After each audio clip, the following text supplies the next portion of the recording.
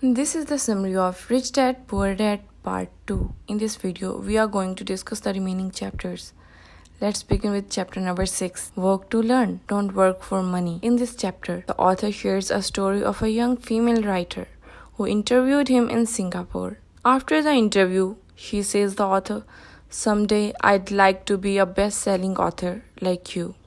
The author had already seen some of her articles and was impressed. The author asked her what's holding her back. She replied, "Everyone praises her work, but no one publishes it. So she is keeping her job to pay her bills." The author advises her to join sales training course.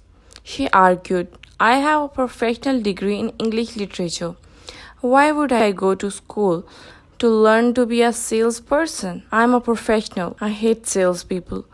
All they want is money." The author pointed towards her notes, where she has written, "Robert Kiyosaki, best-selling author." The author further said, "It says best-selling author, not best writing author. I went to sales school, otherwise I'm a terrible writer. If you learn sales, you can become best-selling and best writing author." She got defensive and went away. The author also mentions the incident of a young mechanic who fixed his car engine in just a few minutes and knew the problem by simply listening to the engine. Author says, "I'm constantly shocked at how little talented people earn. For such people, a business consultant says they are one skill away from great wealth." This phrase means that most need only to learn one more skill and their income would jump exponentially. We have already discussed in our previous video that financial intelligence is a synergy of accounting, investing, marketing, and law. With these skills, it's easier to make money with money. When it comes to money, most people only know one skill to earn. It's hard work. The author shares the idea of learning something about everything. While generally the idea of specialization is popular, that is why after completing their graduation, people immediately start to look for specialization courses. His poor dad believed the same dogma, but Rich Dad suggested you want to know a little about a lot because it's important to own a business. You must have some knowledge about all the different areas of your company. The hardest part of running a company is managing people. So, you need to learn how to be a good leader. After integrating all these qualities, you can start your own business, and it's best to go broke before 30, even if your business fails. Still have time to recover. A management theory says workers work hard enough to not to be fired, and owners pay just enough so that workers won't quit. So the author advises us to seek work from what we learn more than what we will earn. Learn what kind of skills we should acquire before trapping into the rat race. The author asks, where is this daily activity taking you? What does the future hold? Take a long view of life. Education is more valuable than money in the long run.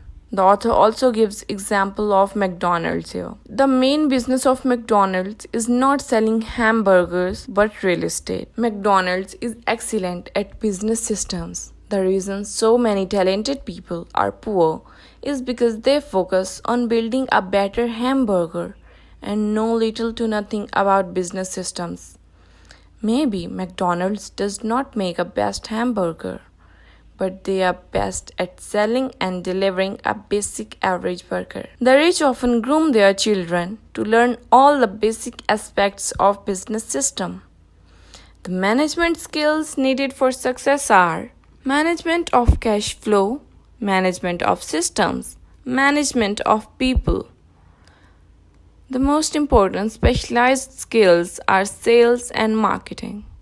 The ability to communicate to another human being, be it a customer, employee, boss, spouse, or child, is the basic skill of personal success. To be truly rich, we need to be able to give as well as to receive. Giving money is the secret to most great wealthy families. The most important law of money is give and you shall receive. Chapter number 7. overcoming obstacles. The primary difference between a rich and a poor person is how they manage fear. People face following 5 obstacles to becoming financially independent: fear, cynicism, laziness, bad habits, arrogance. Fear.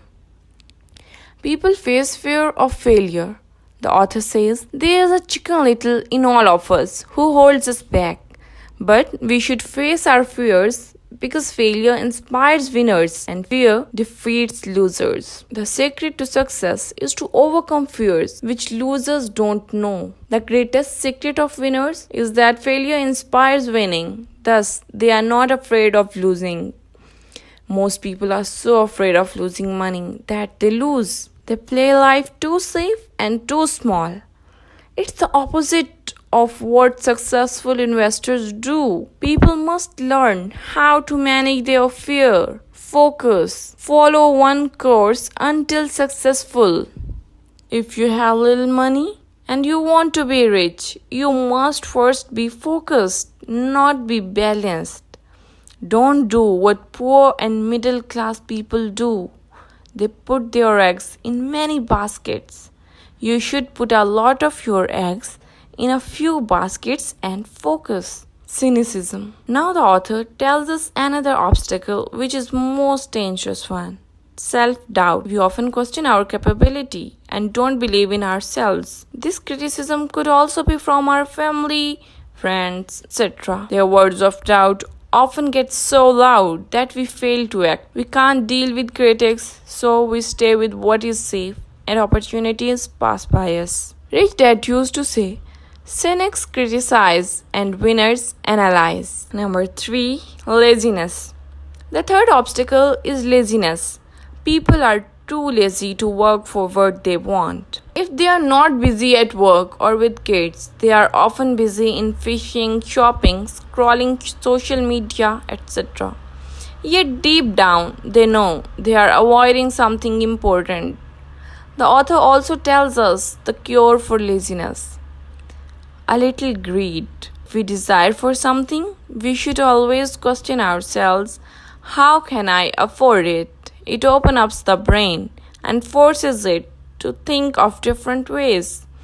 I can't afford it is just a lie by our lazy mind. 4. Bad habits. Our lives are a reflection of our habits more than our education. Make a habit of paying yourself first, which means put your money in the asset column first. This way, you'll stay motivated to find different ways to be able to pay your bills and manage your lifestyle. Number 5. Arrogance. Author tells us his rich dad used to say, what I know makes me money. What I don't know loses me money.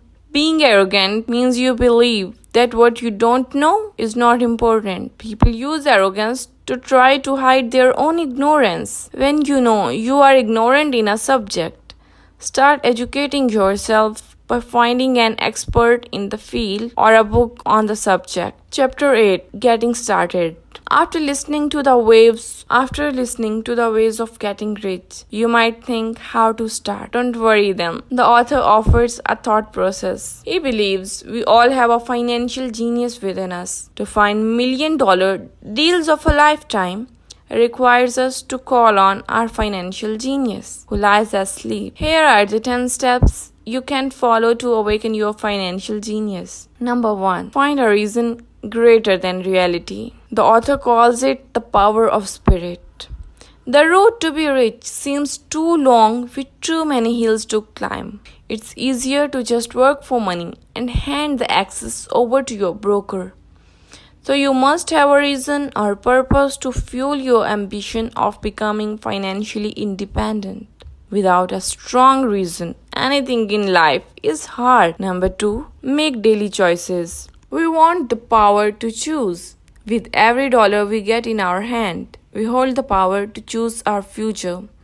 To be rich, poor, or middle class, Our spending habits reflect who we are. Poor people simply have poor spending habits. We should not waste our time and never stop learning. Choose habits that support your goals and that are a helping guide to you in the right direction. Number 3. Choose your friends carefully. It's important because that greatly influence how you act and the decisions that you make. The author says, I have noticed that my friends with money talk about money. They don't do it to brag. They are interested in the subject.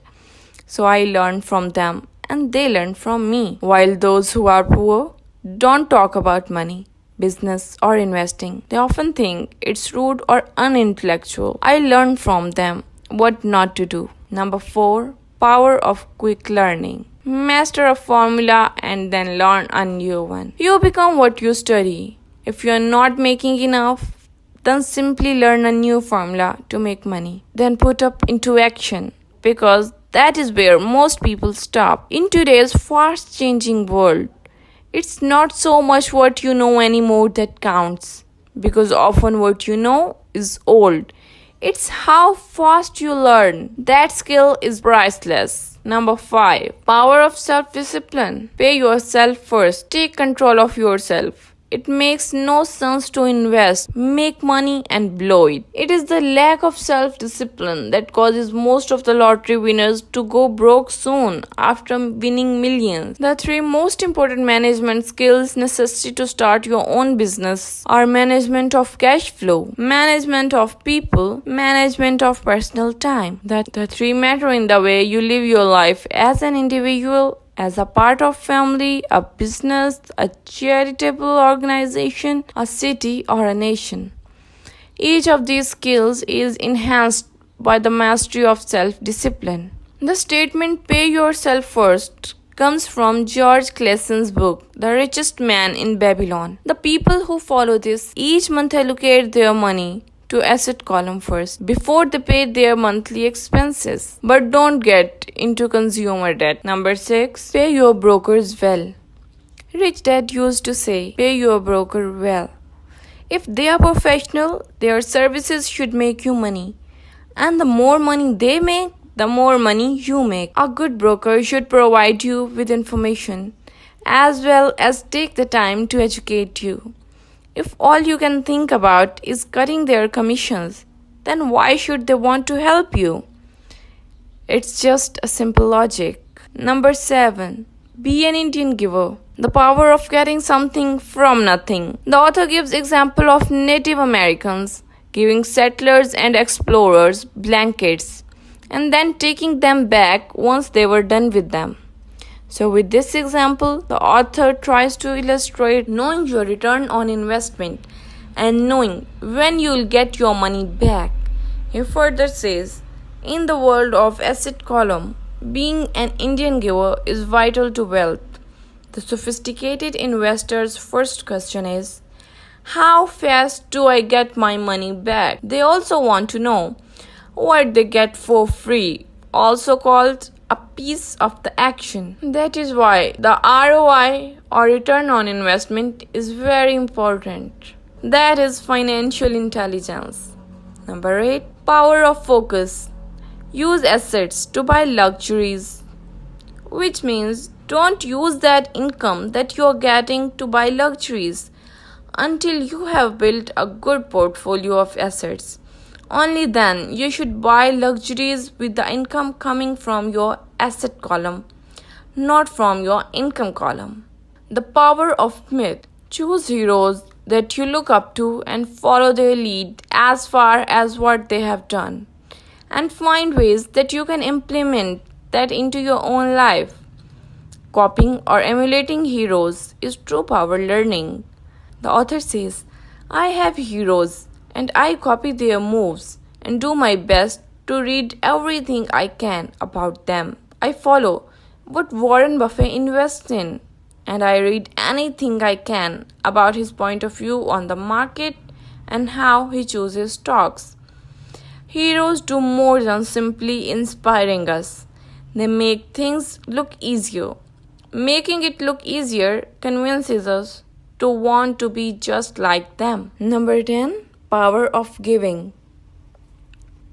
Teach and you shall receive. The author says, both of my dads were teachers. My rich dad taught me a lesson I have carried all of my life: the necessity of being charitable and giving. My educated dad gave a lot of his time and knowledge, but never gave away any money, while my rich dad gave money as well as education.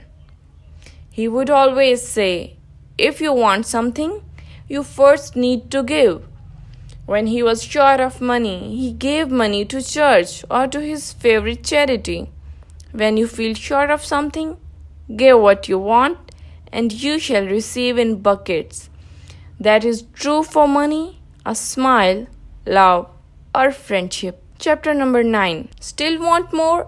Here are some to-dos. For those who want a to-do list on how to get started, the author shares a list of something he does. Number 1. Stop doing what you are doing. In other words, take a break and assess what is working and what is not working. Stop working on what is not working and look for something new. Number 2. Look for something new. Learn something new about different and unique topics. The author calls them formulas. Buy how-to books on formulas you know nothing about. Number 3. Find someone who has done what you want to do. Take them to lunch and learn new ideas from them.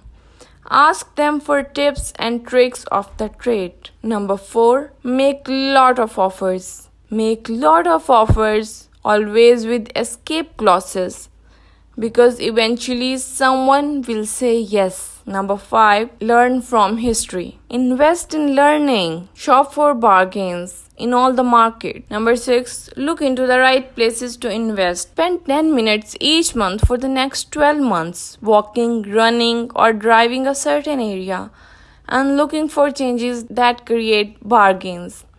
I have found some of the best deals doing this. Shop for bargains in all the markets. Profits are made in the buying, not in the selling. Look for people who want to buy first and then for someone who wants to sell. Buy the pie and cut it into pieces. Small thinkers don't get the big break. They only buy a piece of the pie. Number 8. Think big. Retailers love giving volume discounts because most business people love big splendors. And number 9, last but not least, act now.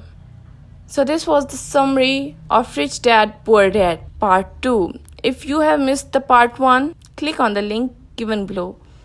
And if you like